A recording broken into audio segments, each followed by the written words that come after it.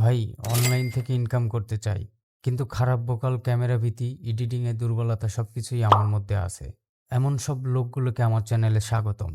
আমি হয়তোবা লক্ষ টাকা ইনকাম করার আলাদিনের চেরাক মার্কা প্রতিশ্রুতি দিতে পারবো না, তবে গ্র্যাজুয়েট করা কর্পোরেট এক্সিকিউটিভ থেকে বেশি ইনকাম করে দেখাবো।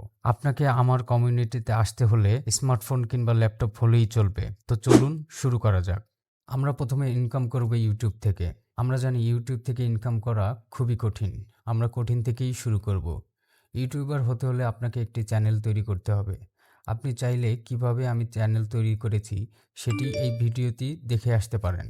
যেহেতু আমরা ভোকাল, ফেসলেস, কপিরাইট ঝামেলা মুক্ত ও সহজে রিচ পাবো এমন একটি চ্যানেল তৈরি করব, এজন্য আমাদের ভিডিওর মাধ্যম হবে জাতীয় নিউজ চ্যানেল।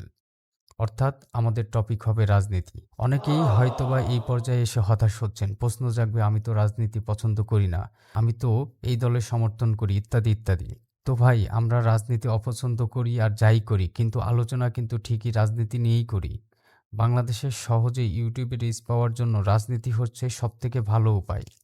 এখন প্রশ্ন আসবে, এত টপিক থাকতে রাজনীতিই কেন?